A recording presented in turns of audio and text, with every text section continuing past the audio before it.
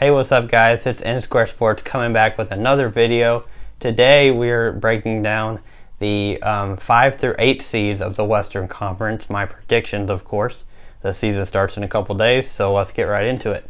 So number 8, I have the San Antonio Spurs making the playoffs barely. I have them going 43 and 39, so it's going to be interesting. If my predictions hold true, I have the Spurs going 43 and 39 and the Dallas Mavericks going 42 and 40, so just one game apart for the two Texas rivals. So that'll be interesting if that actually happens.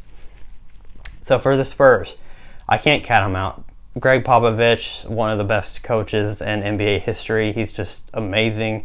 I can never count him out of anything. Just like Bill Belichick in the NFL, you just can't count him out no matter who they have on their roster. And I think their roster is actually really good this year. I think DeJounte Murray, their point guard, and Derek White are upcoming stars. I think they're really, really good. Just a couple more years and experience together, I think they're going to be really good in the backcourt for the Spurs. And I think Marcus Aldridge and DeMar DeRozan are still two stars in the league. They're getting older. DeMar DeRozan still can't really shoot the outside ball at all. Marcus Aldridge just is kind of old and he doesn't really shoot at all. He kind of just, gets the ball in the post and can post up. But I think their roster is really talented this year. They have Lonnie Walker, the fourth, I believe. I think he's a decent player too to come off the bench and produce.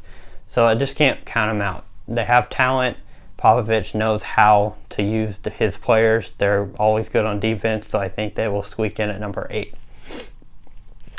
So at number 7, I have the Golden State Warriors. I think they will go 45 and 37. They're all the way down to number 7. I think that Steph Curry this year will play like an MVP because he needs to. Klay Thompson is out until at least the All-Star break. I think D'Angelo Russell will help Curry along the way along to the All-Star break.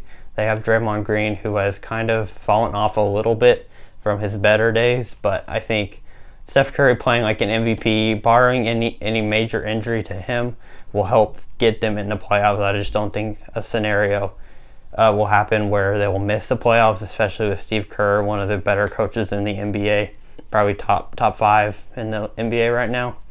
So I have them going number 7. I think it's an interesting point. Will D'Angelo Russell get traded at the trade deadline? Because if they keep him, then they'll have Steph, D'Angelo Russell, and Klay Thompson, which all play similar positions. They're all guards. How will they do that? Will Klay move up to a small forward and D'Lo will play shooting guard?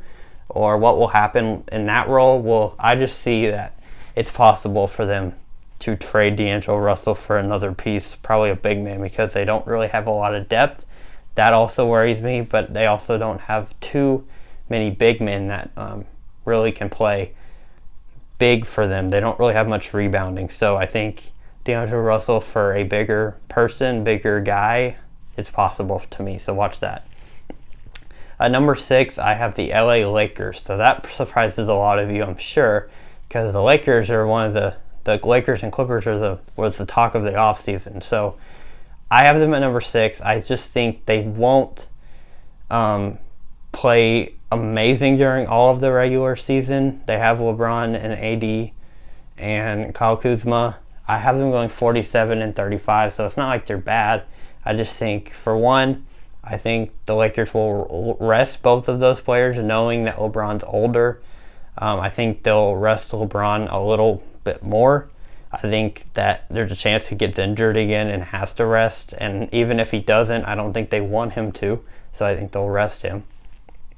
And I think LeBron will kind of, hand the keys to Anthony Davis during the regular season, and I think Anthony Davis hasn't really done much by himself in a regular season, so if LeBron does kind of give him control, will the spotlight be too big for him? It's a question mark, so I just don't know how they're going to do during the regular season. They'll definitely make the playoffs, and they'll definitely compete once they're in the playoffs.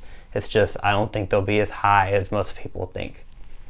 So going to number 5, the last team for this video, is the Portland Trailblazers. I have them going 50 and 32.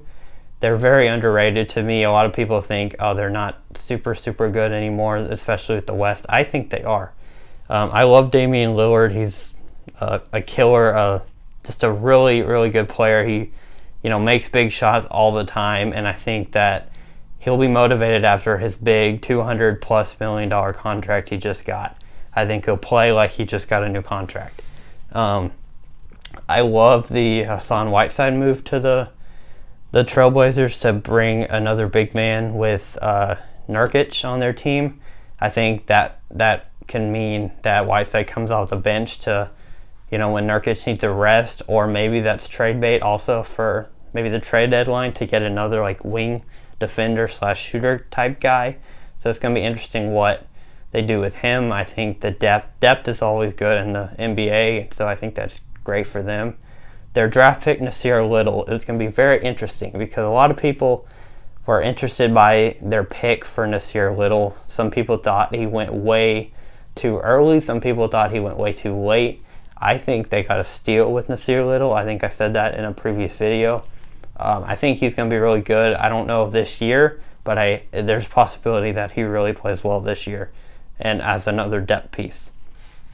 So that is it for this video. Stay tuned for the 1 through 4 seeds in the next video very shortly. You will see it before the NBA starts on Tuesday. So like and subscribe if you like this video, and I'll see you guys next time.